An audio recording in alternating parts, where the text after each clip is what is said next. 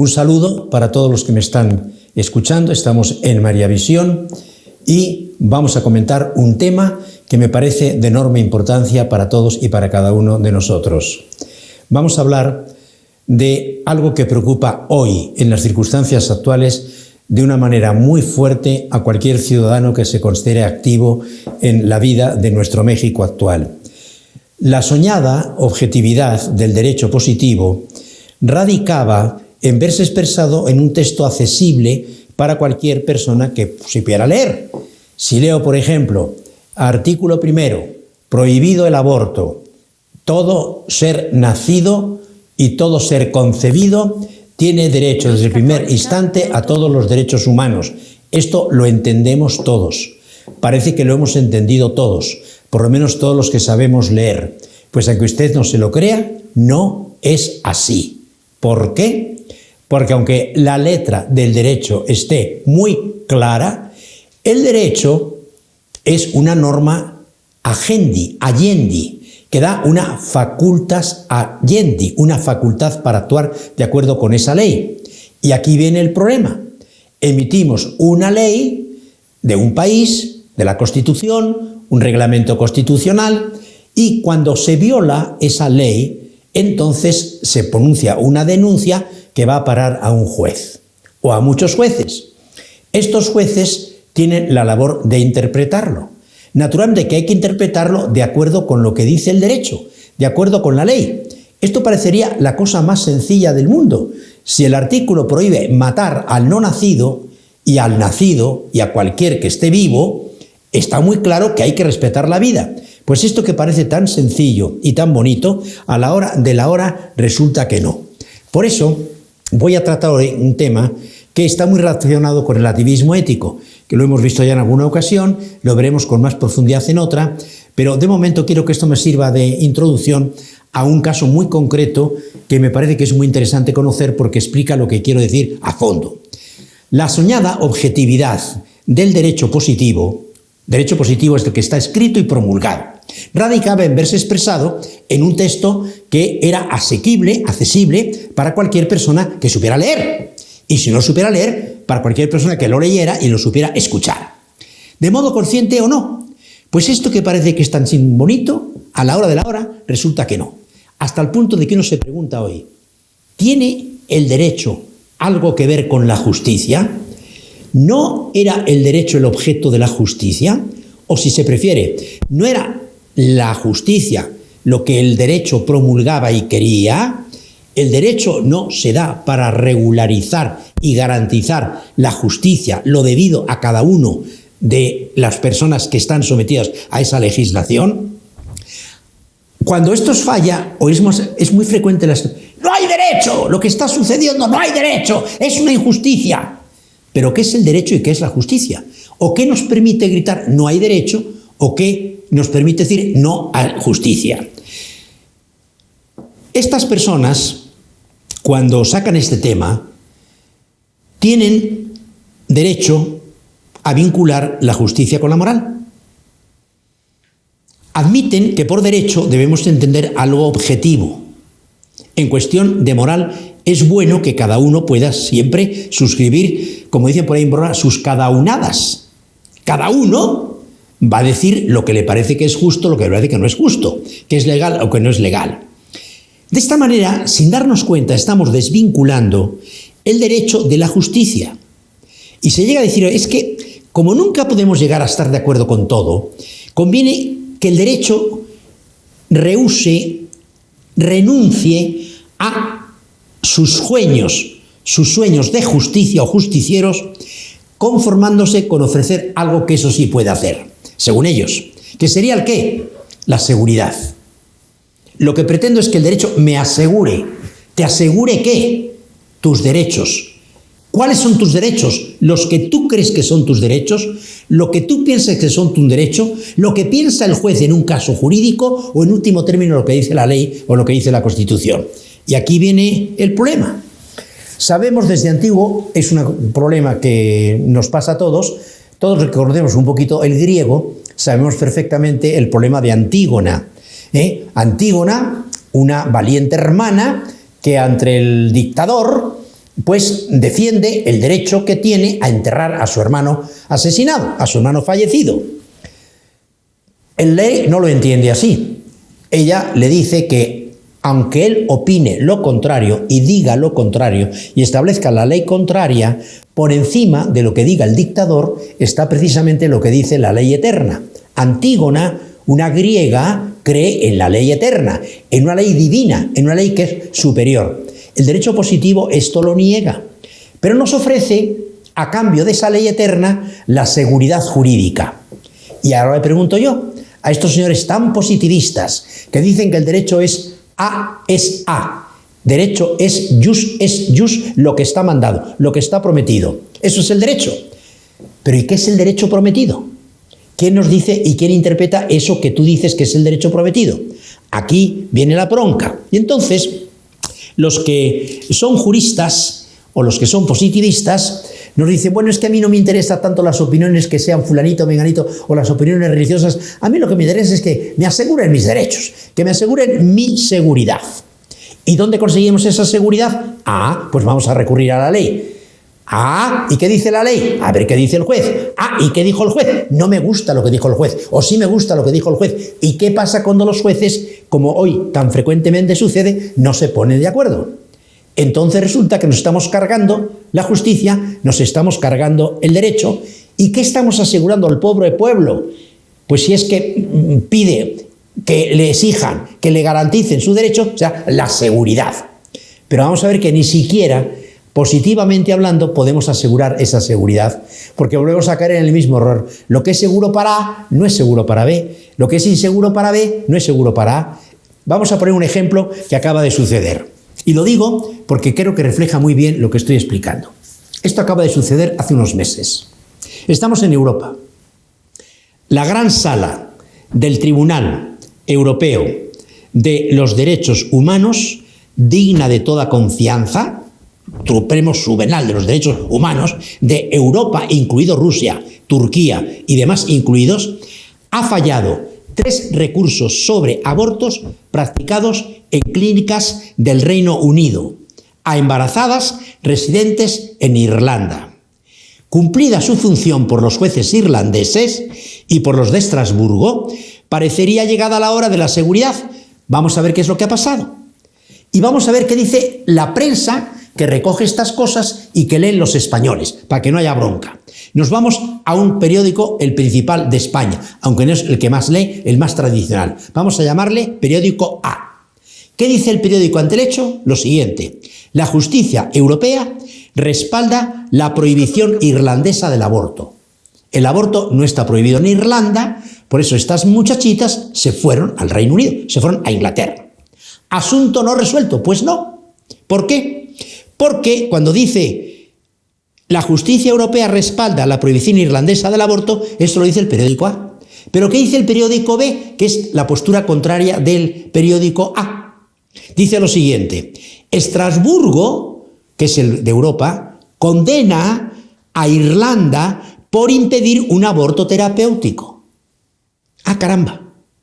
El ciudadano, lector de un solo diario, pues no sabe a quedarse. Por una parte, un solo diario rebosará seguridad, pero el que cultiva con más avidez tan añejo vicio quedará más bien perplejo, porque en el fondo estamos en las mismas. Resulta que lo que ha dicho el derecho es informado de una manera por unos y de una manera por otros. ¿Por qué? Porque es la opinión de aquellos y la opinión de estos. La cuestión no es si tan prometedora distinción es deseable. El problema es, lo que quiero llegar a decir con todo esto, es que puestos en no admitir una justicia absoluta, un derecho natural, una ley natural, nos estamos riendo del derecho y de la justicia, en unos casos y en otros. Porque es que no se puede. Si renunciamos a un recurso superior y lo reducimos todos a opiniones humanas, de periódicos o de comités o de juicios o de lo que tú quieras llevar, estamos cayendo en el error de que entonces cada quien juzga como le da la gana. Es decir, lo que quiero decir es que el positivismo jurídico en la práctica no me garantiza la aplicación del derecho, ni menos la aplicación de la justicia. ¿Por qué? porque todo va a ser opinión de un juez que puede ser partidario mío o partidario de A o partidario de B, o que ve las cosas como A como ve las cosas como B, y como resulta que así vemos las cosas de formas diferentes, es lo que pasa, por ejemplo, en estos juicios en los que hay, por ejemplo, 7 jueces, 3 y 3, 6 y 1 más, para que no haya nunca empate, o gana uno o gana una A o B. Entonces los que empatan tienen que aguantarse de lo que diga el que desempata, y entonces los que están empatados con el que desempata están en contra de los que han sido desempatados.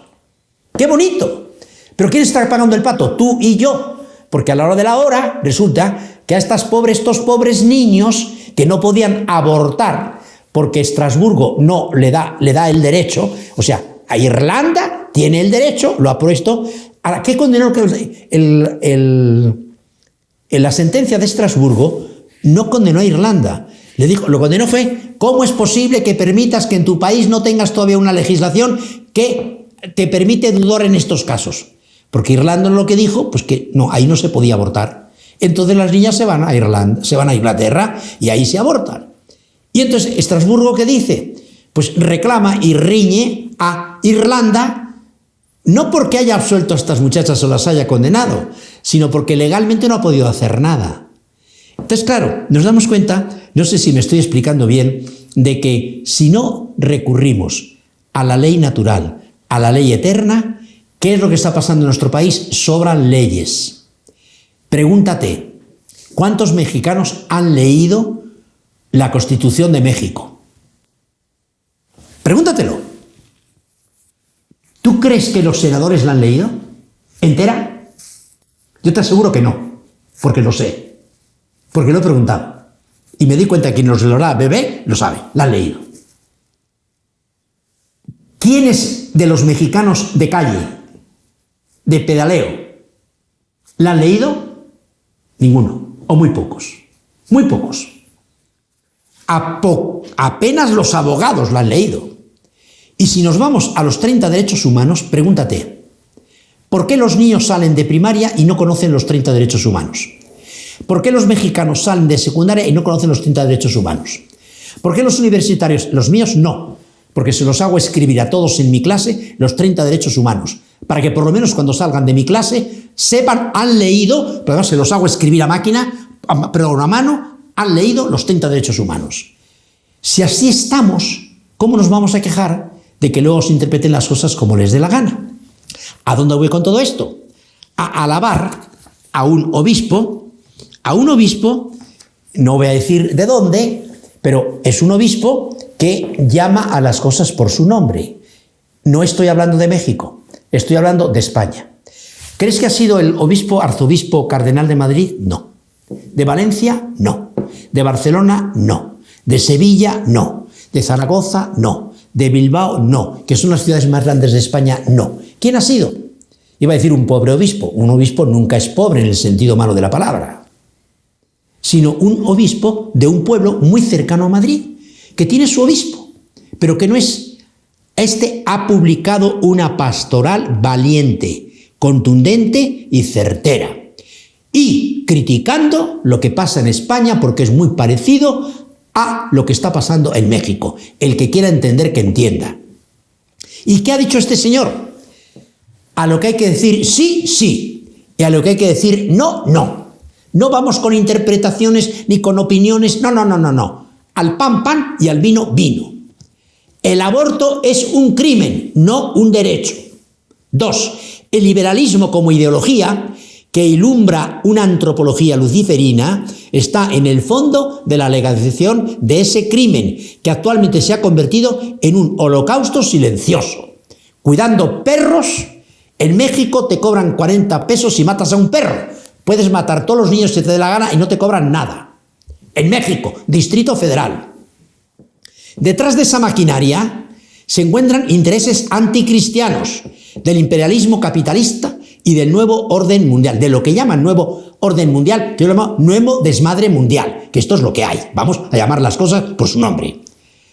4. Los católicos deben reclamar iniciativas políticas que lleven íntegra la doctrina social de la Iglesia y dejarse de la fracasada táctica del mal menor. Como es muy interesante, les voy a leer el texto íntegro del señor obispo. El presidente del Gobierno de España y del Partido Popular ha confirmado la retirada de la reforma de la ley del aborto que pretendía limitar, ni siquiera quitar, fíjense bien, limitar cuantitativamente el holocausto silencioso que se está produciendo en el mundo entero y en España. Mantener el derecho al aborto quiebra y deslegitima el supuesto Estado de Derecho, convirtiendo, en nombre de la democracia, en una dictadura que aplasta a los más débiles.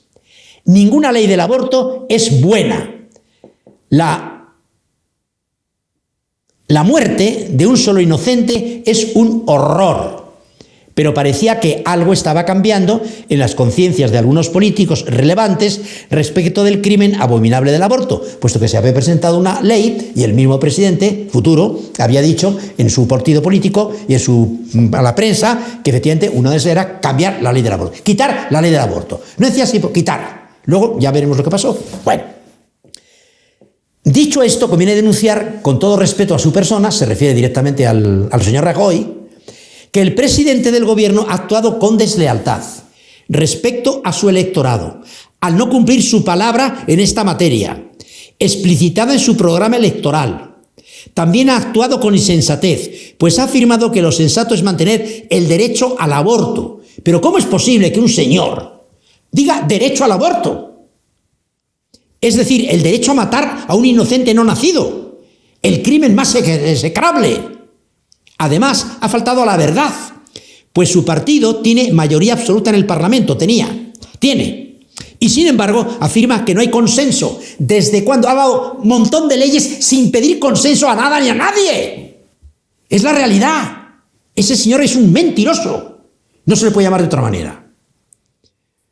Por lo tanto, ha llegado el momento de decir, con voz sosegada, pero clara, que el Partido Popular es liberal, informado ideológicamente por el feminismo radical y la ideología de género, infectado como el resto de los partidos políticos, fíjense bien, por lo que nos atañe a México de lejecitos, como el resto de los partidos políticos y sindicatos mayoritarios, por el lobby LGBTQ, que no te lo pronuncio lo que es porque es una porquería. Siervos todos a su vez de instituciones internacionales, públicas y privadas, para la promoción de la llamada gobernanza global, que es lo que quieren Estados Unidos y los masones de todo el mundo. Para la promoción de la llamada, al servicio del imperialismo transnacional neocapitalista que ha presionado fuerte para que España no sea ejemplo para Iberoamérica y para Europa de lo que ellos consideran un retroceso.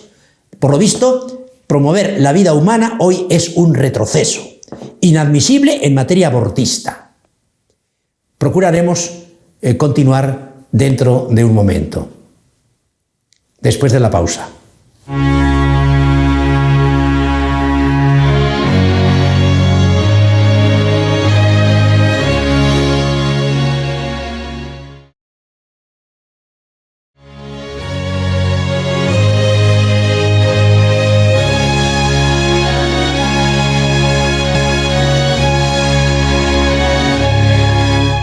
Respecto al jefe de la oposición parlamentaria, estoy hablando de España, también con todo respeto a su persona, son palabras del obispo. Hay que afirmar que se ha mostrado falto de rigor intelectual y con un déficit de sensibilidad ante la dignidad de la vida humana. Es asombroso comprobar cómo telefonea a un programa de televisión para denunciar la violencia contra los animales y, sin embargo, olvida la violencia criminal contra 2 millones de niños abortados, decapitados, troceados, envenenados, quemados. Desde la lógica del horror, el secretario general del Partido Socialista Obrero Español ensalzó en la estación de Atocha de Madrid el mal llamado Tren de la Libertad, en el que algunas mujeres reclamaban el derecho a decidir matar inocentes. Este tren, como los trenes de Auschwitz, que conducían a un campo de muerte, debería llamarse no el tren de la libertad, sino el tren de la muerte, del holocausto más infame, la muerte directa y deliberada de niños inocentes no nacidos. Muy bien por el señor obispo. Seguimos adelante. Como es verificable, siguen palabras del obispo, el Partido Popular con esta decisión se suma al resto de los partidos políticos que, además de promover el aborto, lo consideran un derecho de la mujer, una diabólica síntesis de individualismo liberal y marxismo. Dicho de otra manera, a fecha de hoy y sin juzgar a las personas, los partidos políticos mayoritarios se han constituido en verdaderas estructuras de pecado. Palabras que dijo Juan Pablo II en la encíclica Sollicitudo Rei Socialis, números 36-40 y en el Evangelium Vitae 24. Es decir, lo que yo he dicho, hoy no tenemos un solo partido que no sea criminal, porque todos están de acuerdo con esta ideología feminista absurda, radicalmente estúpida, y no sabemos qué venenito se ha infiltrado en la mente de estos señores que ahora no distinguen un hombre de una mujer embarazada de una embarazada, y no distinguen un perro de un niño no nacido. En el orden cultural y bajo la presión del feminismo radical se ha trasladado el punto de mira del aborto. Es muy curioso. Y bajo la presión, esto es muy interesante entenderlo, del feminismo radical ya no se habla del aborto. Del aborto no hablan para nada. Hablan de derechos de la mujer, dignidad de la mujer, defensa de la intimidad femenina. ¿Y los niños cómo nacen? A ver, el niño ese que estaba en el vientre de su madre, ¿por qué esa vieja, no, esposa señora, vamos a llamarla así, por qué se subió a la cama e hizo lo que no tenía que haber hecho? No quería al niño, ¿para qué te vas a la cama? Es que yo quiero la lujuria, pero yo quiero las consecuencias. Pues ya sabes lo que he dicho muchas veces, que decía Freud. Es una perversión sexual. Renunciar a la procreación por el derecho al placer. ¿Qué es lo que estos señores dicen? No lo dice de esa manera, tan descarada. Hay que decirlo porque es la realidad. Y es como suena, y como tiene que sonar. A ver si realmente dejan de estar sordos los que no quieren estar entendiendo las cosas como deben entenderlas. Es verdad, lo reconocemos todos, que la mujer es también víctima abandonada, en muchas ocasiones, cuando no presionada para que aborte, por el padre de su hijo. ¿Dónde están los padres? ¿Quién ha embarazado a esa mujer? ¿Ha sido violada? No va por ahí el asunto. Es verdad que la mujer es también víctima. Es verdad que sufre con frecuencia el síndrome posaborto, etc. Pero si bien algunas circunstancias pueden disminuir la imputabilidad de tan gravísimo acto, no justifican jamás moralmente la decisión de matar un hijo por nacer. Esto hay que denunciarlo al tiempo que hay que acompañar con misericordia y adecuadamente a las mujeres que se encuentran en situaciones muy duras, donde el aborto se les presenta como una rápida solución a sus profundas angustias. Lean el Papa Francisco, Evangelium Gaudium 2.14. Pero como digo, lo específico del aborto es que se trata de un crimen abominable. El que mata y los que cooperan voluntariamente con él cometen un pecado que clama venganza al cielo. Catecismo de la Iglesia Católica, 2268. Confrontar Génesis 4.10. No se puede justificar apelando a la libertad lo que sí es una acción criminal, que mata a un inocente, corrompe a la mujer, a quienes practican el aborto, a quienes inducen al mismo y a quienes, pudiendo con medios legítimos no impedirlo, no lo hacen. La Iglesia Católica, madre y maestra, en orden a proteger al inocente no nacido e iluminar las conciencias oscurecidas, sanciona con penas canónicas de excomunión este delito contra la vida humana. Recordemos el Código de Derecho Canónico, Canon 1398. Quien procura el aborto, si éste se produce efecto secuto, incurre en excomunión late sententiae, es decir, de modo que incurre ipso facto en ella quien comete el delito. Canon 1314. En las condiciones previstas por el derecho, cánones 1323-1324. Por supuesto que la Iglesia no pretende restringir el ámbito de la misericordia. Lo que hace es manifestar la gravedad del crimen cometido, el daño irreparable causado al inocente, a quien se da muerte, a sus padres y a toda la sociedad, a la que se priva quizá de un Beethoven. o de un Mozart, o de un Santo Tomás Moro, o de quien quieras. Es necesario evidenciar que nos encontramos ante una verdadera crisis de la civilización.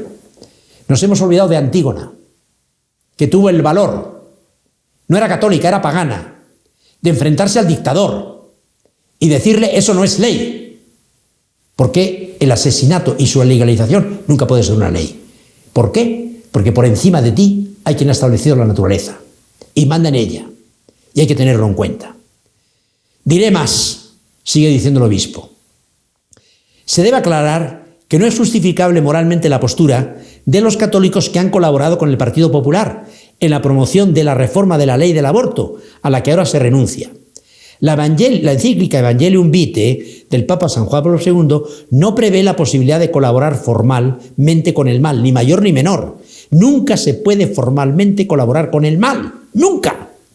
Ahora, no hay que confundir colaborar formalmente con el mal, ni siquiera el menor, con permitir, si se dan las condiciones morales precisas, un mal menor. Si ante un mal necesario yo no puedo evitar ese mal necesario, sí puedo disminuirlo con una ley que lo disminuye, sí puedo aprobar esa ley, cuando todo el mundo sabe que estoy de acuerdo en radicalmente en acabar con todo el mal.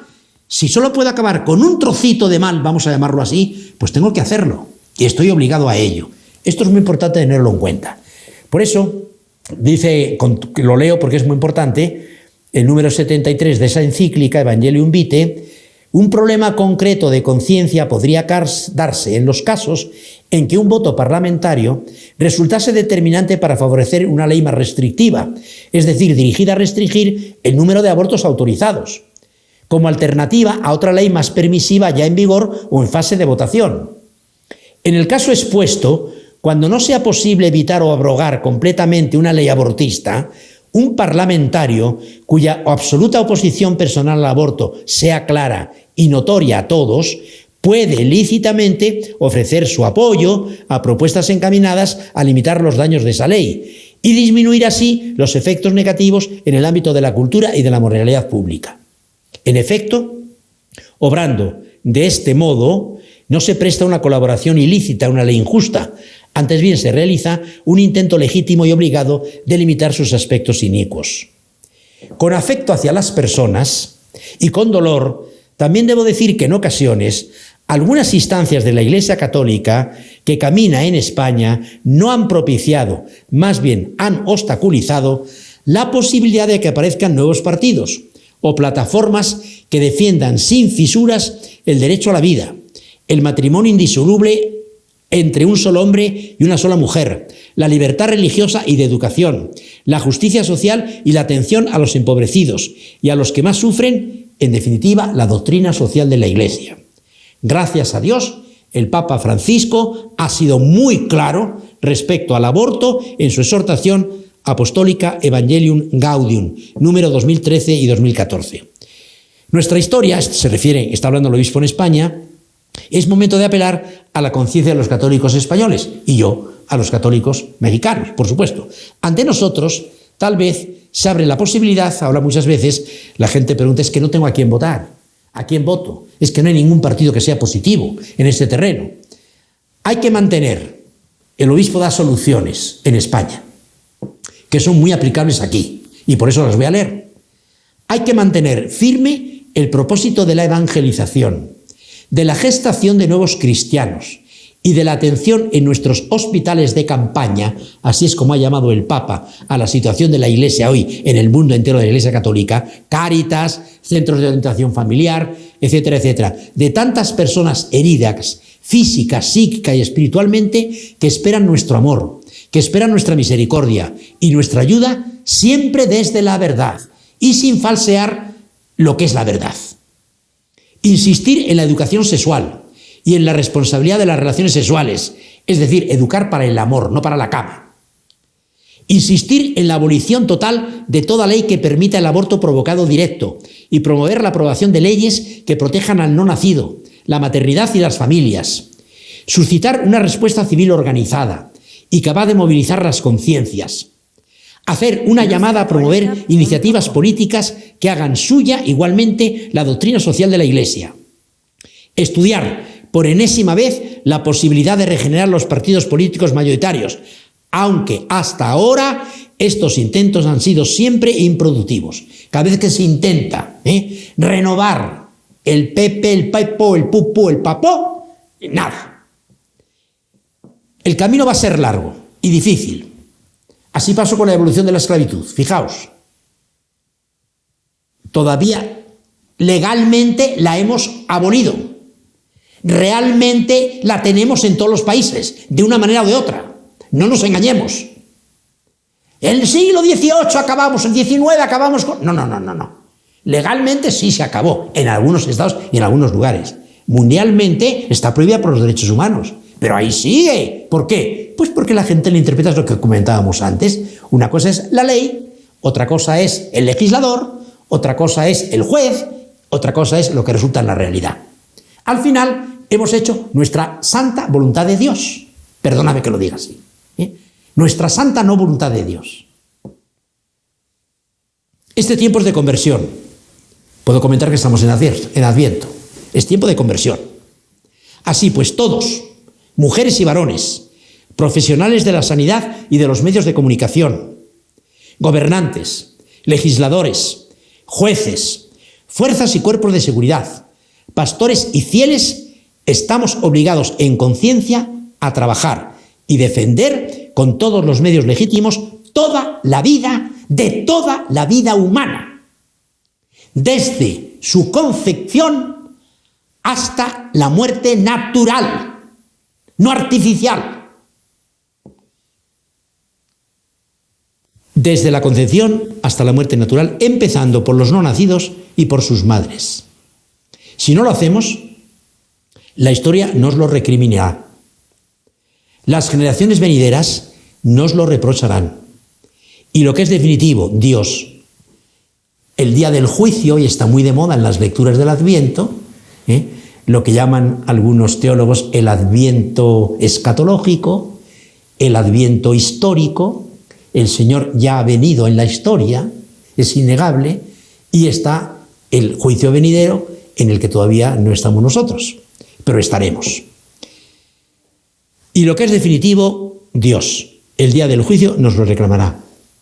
Era pequeño, estaba desnudo, indefenso, y no me acogisteis. Mateo 25, 41, 46. Estas palabras son de el obispo, voy a decir en el pueblo, ha salido en la televisión, es una carta pastoral, es pública, por eso la estoy utilizando, en Alcalá de Henares, población pequeña, cerca de Madrid, a 24 de septiembre del año del Señor del 2014, en Nuestra Señora de la Merced, fiesta de Nuestra Señora de la Merced. Pues creo que todo esto nos lleva a plantearnos ese problema que los positivistas no han sido capaces de arreglar. El derecho positivo, sí, ahí lo tienes. ¿Y qué es el derecho positivo? Pues lo que han establecido los legisladores. ¿Y qué establecen los legisladores? Pues hay que ver qué juicio tienen, a qué bando pertenecen.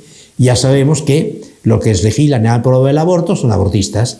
Los que aprueban el matrimonio de homosexuales, pues es ideológicamente homosexual, etcétera, etcétera. Y como esto, todas estas cosas que hay. ¿Y eso qué tiene que ver con la realidad? Nada. Pero a mí la realidad no me importa. Lo que me importa es tu opinión, ¿no? Una vez más, volvemos, sin darnos cuenta o dándonos cuenta, a utilizar la postura de Nietzsche.